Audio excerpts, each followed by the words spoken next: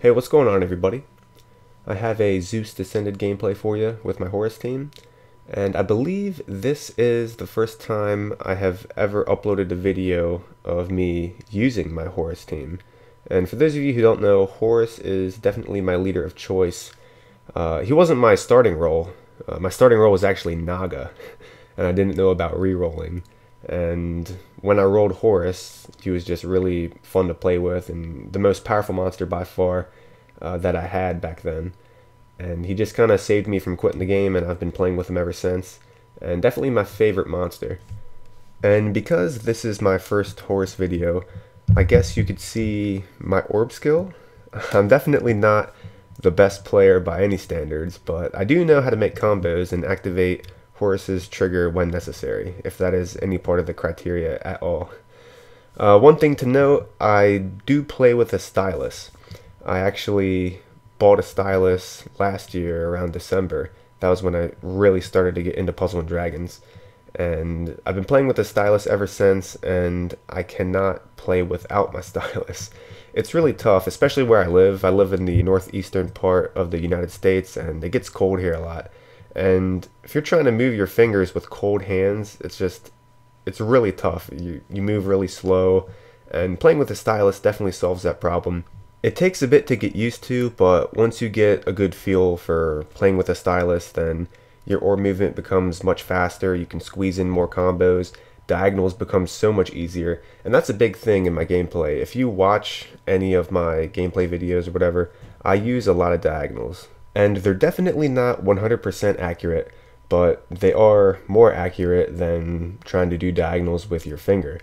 I know a lot of people who practice doing diagonals with their finger and they just can never get it down, and that's because everybody has fat finger syndrome when it comes to games like this. It's really hard to do diagonals without like a pen or any kind of precise instrument to use. But it's not for everybody. There have been people in the past who have asked me, hey, what do I do to get better at orb movement? And the first thing I'll say is, do use a stylus, because that's what I use, and I can move the orbs faster with more precision. And they'll say, no, what kind of stylus do you use?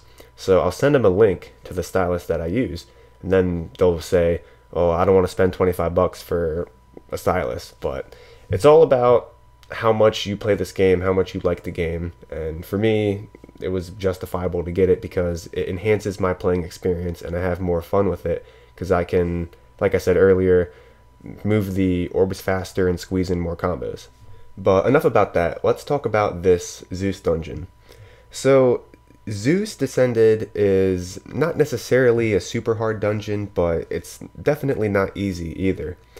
There's no easy mode team that can safely zero stone this dungeon.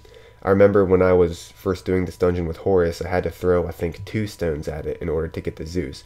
But if you think about it, if you have a spike leader, right, and you can activate the ability very consistently, if it takes you 1, 2, 3, maybe 4 stones to complete the dungeon and get the guaranteed Zeus drop, then I would recommend you go for it, because spending like 2 or 3 stones to do a descend dungeon for a guaranteed drop is better than spending 5 stones at the rare egg machine, gambling and hoping you get a good monster that way. And with most descends, you really only need 1 copy of that monster. Well, I guess need is a strong word, but you definitely want a Zeus. He's a sick farming lead. He is a light attribute gravity user. Just everything about him is good. And if you could burn a couple stones to get one, and then complete the dungeon, get the free stone upon completion, you'll never have to touch that dungeon again, and you'll be the proud owner of a Zeus. Everything about him is good. I can't say enough good things about Zeus. But as I said earlier in the video, there is no easy mode team that can safely zero stone Zeus Descended. Even Lucifer teams can struggle with it just because of the design of the dungeon and how much damage Zeus deals. But I'm going to put a link below to the Puzzle Dragon X site. It will have all of the stats of the dungeon, and at the bottom there will be team suggestions. So hopefully you could use that as some framework to find a team that you can design to beat Zeus Descended. And one last thing, never feel pressured to beat a descend whenever it comes around, because they always come back. If you're not ready, please don't waste the stamina. Use it on something else until you're ready to beat the descend. like I said, they always come back around. They're not going anywhere. As always, I would like to thank you for watching my video, and if you would like, post a comment down below. I read all of them, and I'll catch you guys next time. Bye.